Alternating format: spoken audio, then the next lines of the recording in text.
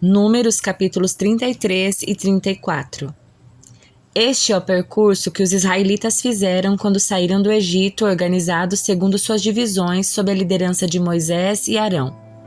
Por ordem do Senhor, Moisés guardou um registro escrito do seu progresso. Estas são as etapas da jornada identificadas pelos lugares onde pararam ao longo do caminho. Os israelitas partiram da cidade de Ramsés no 15º dia do primeiro mês, na manhã seguinte à primeira celebração da Páscoa. Partiram triunfantemente à vista de todos os egípcios. Enquanto isso, os egípcios sepultavam o filho mais velho de suas famílias que o Senhor havia ferido mortalmente na noite anterior. Naquela noite, o Senhor derrotou os deuses do Egito com grandes atos de julgamento. Depois de partirem de Ramsés, os israelitas acamparam em Sucote. Saíram de Sucote e acamparam em Etã, à beira do deserto. Saíram de Etã e voltaram para Piairote, de frente para Baal-Zefon, e acamparam perto de Migdol. Saíram de Piairote, atravessaram o Mar Vermelho e chegaram ao deserto. Viajaram 3 dias pelo deserto de Etã e acamparam em Mara. Saíram de Mara e acamparam em Elim, onde havia 12 fontes de água e 70 palmeiras. Saíram de Elim e acamparam junto ao Mar Vermelho. Saíram do Mar Vermelho e acamparam no deserto de Sim. Saíram do deserto de Sim e acamparam em Dofca. Saíram de Dofca e acamparam em Alos. Saíram de Alos e acamparam em Refidim, onde não havia água para o povo beber. Saíram de Refidim e acamparam no deserto do Sinai. Saíram do deserto do Sinai e acamparam em Quibrote e Avatá. Saíram de Quibrote e Avatá e acamparam em Azerote. Saíram de Azerote e acamparam em Ritma. Saíram de Ritma e acamparam em Rimon-Pérez. Saíram de Rimon-Pérez e acamparam em Libna. Saíram de Libna e acamparam em Rissa. Saíram de Rissa e acamparam em Queilata. Saíram de Queilata e acamparam no Monte Sefer. Saíram do Monte Sefer e acamparam em Arada. Saíram de Arada e acamparam em Maquelote. Saíram de Maquelote e acamparam em Taate.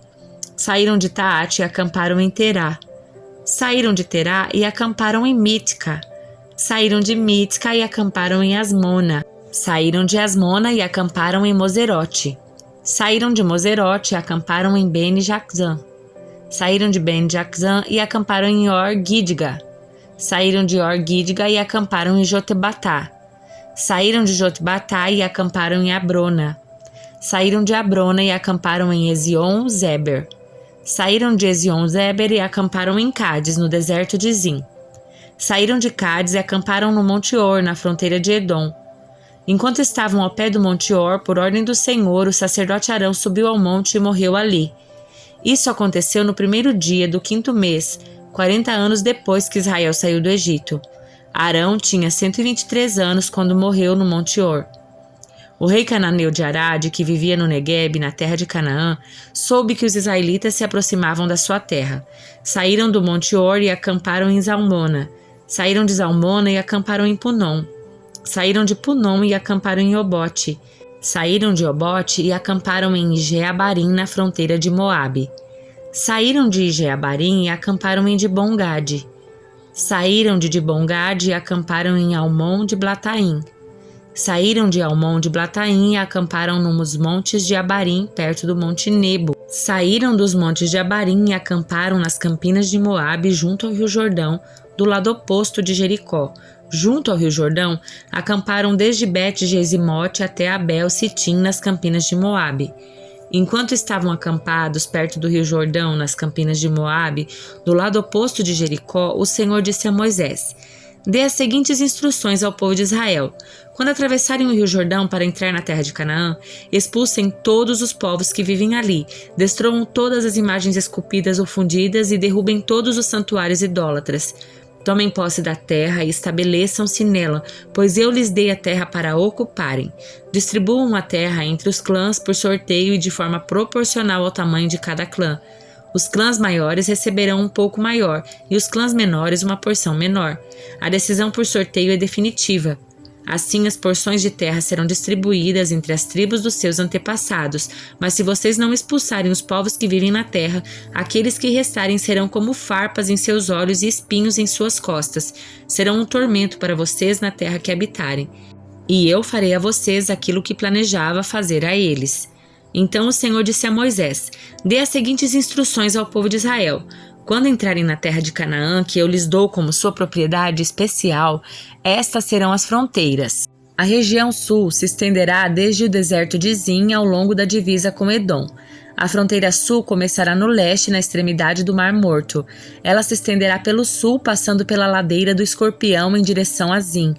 Seu extremo ao sul será Cades Barneia, de onde seguirá até Azar-Adar, e de lá até Asmon. De Asmon, a fronteira fará uma curva em direção ao ribeiro do Egito e terminará no Mar Mediterrâneo. A fronteira oeste será o litoral do Mar Mediterrâneo. A fronteira norte começará no Mar Mediterrâneo e se estenderá para o leste até o Monte Or e de lá até Lebo-Amate, seguindo em direção a Zedab, e continuando até Zifron e daí até Azar-Enã. Esta será a fronteira norte.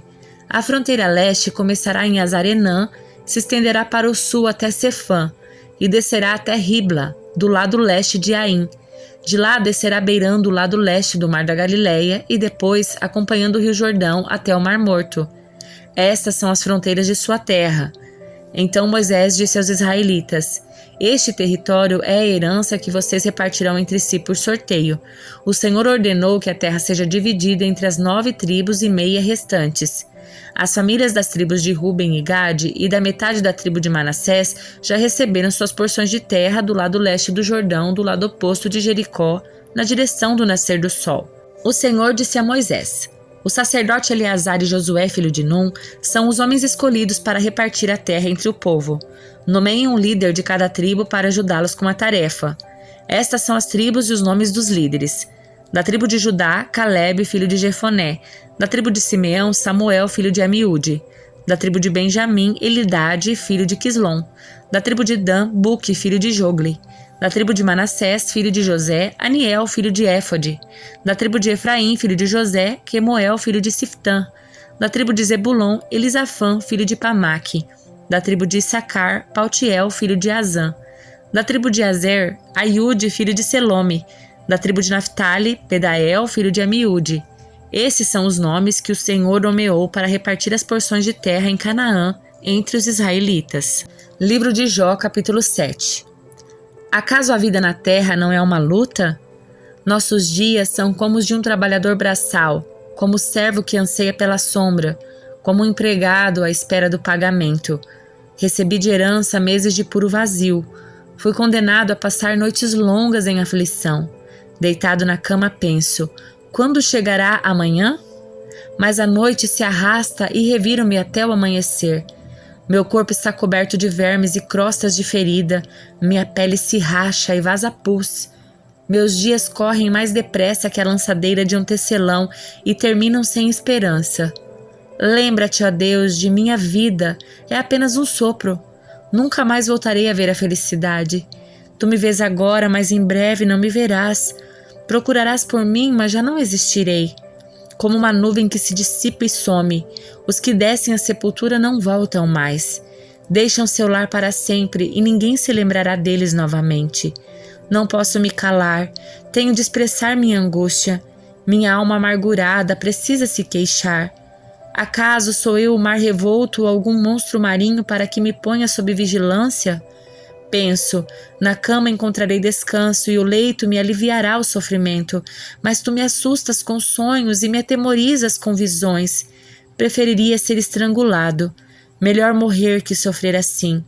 Odeio minha vida e não quero continuar a viver. Deixa-me em paz, pois meus dias passam como um sopro. O que é o ser humano para que lhes dê tanta importância e pense nele com tanta atenção? Pois o examinas todas as manhãs e os pões à prova a cada instante. Por que não me deixas em paz? Dá-me tempo, pelo menos, para engolir a saliva. Se eu pequei, o que te fiz, ó vigia de toda a humanidade? Por que fizeste de mim o teu alvo? Acaso sou um fardo para ti? Por que não perdoas meu pecado e removes minha culpa? Pois em breve me deitarei no pó e morrerei. Quando procurares por mim, já não existirei. Evangelho de João, capítulo 8. Jesus voltou ao Monte das Oliveiras, mas na manhã seguinte, bem cedo, estava outra vez no templo. Logo se reuniu uma multidão e ele se sentou e a ensinou. Então os mestres da lei e os fariseus lhe trouxeram uma mulher pega em adultério e a colocaram diante da multidão.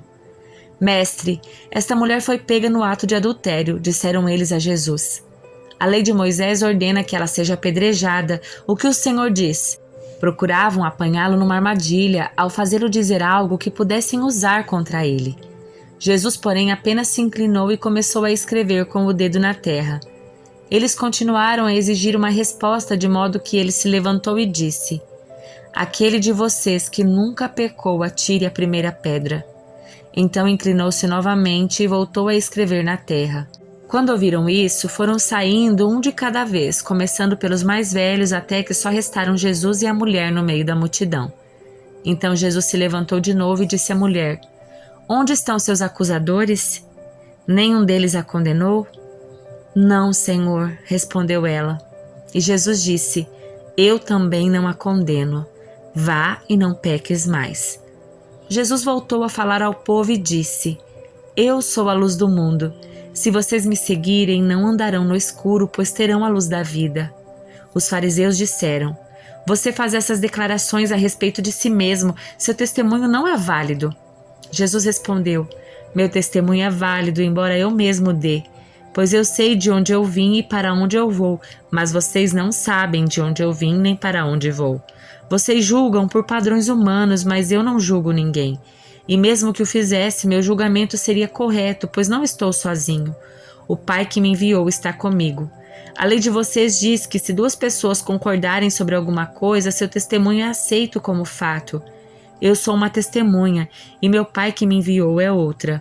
Onde está seu Pai? Perguntaram eles. Jesus respondeu: Uma vez que vocês não sabem quem sou eu, não sabem quem é meu Pai. Se vocês me conhecessem, também conheceriam meu Pai. Jesus fez essas declarações enquanto ensinava na parte do templo onde eram colocadas as ofertas. No entanto, não foi preso, pois ainda não havia chegado sua hora. Mais tarde, Jesus lhes disse outra vez: Eu vou embora. Vocês procurarão por mim, mas morrerão em seus pecados. Não podem ir para onde eu vou. Os judeus perguntaram: Será que ele está planejando cometer suicídio? A que ele se refere quando diz: Não podem ir para onde eu vou? Jesus prosseguiu: Vocês são daqui de baixo, eu sou lá de cima. Vocês pertencem a este mundo, eu não. Foi por isso que eu lhes disse que vocês morrerão em seus pecados, pois a menos que creiam que eu sou lá de cima, morrerão em seus pecados. Quem é você? Perguntaram eles. Jesus respondeu: Sou aquele que sempre afirmei ser. Tenho muito que dizer e julgar a respeito de vocês, mas não o farei. Digo ao mundo apenas o que ouvi daquele que me enviou, e ele é inteiramente verdadeiro. Ainda assim não entenderam que ele lhes falava a respeito do Pai. Então Jesus disse: Quando vocês me levantarem, entenderão que eu sou filho do homem. Não faço coisa alguma por minha própria conta. Digo apenas o que meu Pai me ensinou, e aquele que me enviou está comigo. Ele não me abandonou, pois sempre faço o que lhe agrada. Muitos que o ouviram dizer essas coisas creram nele. Jesus disse aos judeus que creram nele: Vocês são verdadeiramente meus discípulos se permanecerem fiéis aos meus ensinamentos. Então conhecerão a verdade, e a verdade os libertará. Mas somos descendentes de Abraão, disseram eles. Nunca fomos escravos de ninguém. O que quer dizer com vocês serão libertos? Jesus respondeu: Eu lhes digo a verdade. Todo o que peca é escravo do pecado. O escravo não é membro permanente da família, mas o filho faz parte da família para sempre. Portanto, se o filho os libertar, vocês serão livres de fato.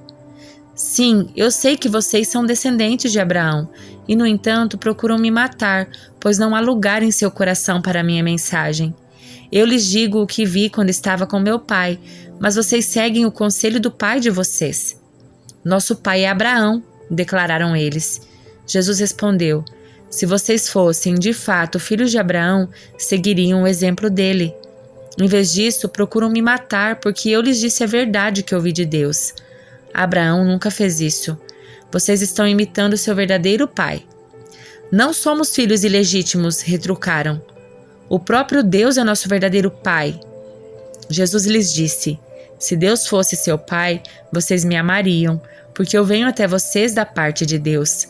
Não estou aqui por minha própria conta, mas ele me enviou. Porque vocês não entendem o que eu digo? É porque nem sequer conseguem me ouvir, pois são filhos de seu pai, o diabo, e gostam de fazer as coisas perversas que ele deseja.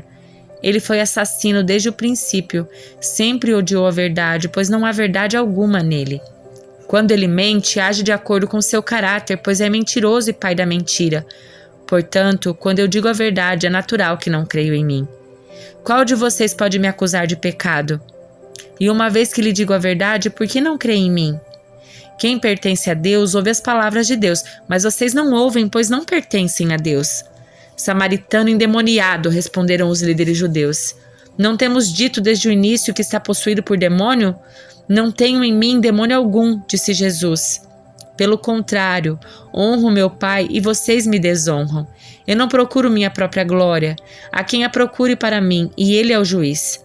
Eu lhes digo a verdade, quem obedecer a meu ensino jamais morrerá. Por acaso você é maior que nosso pai Abraão?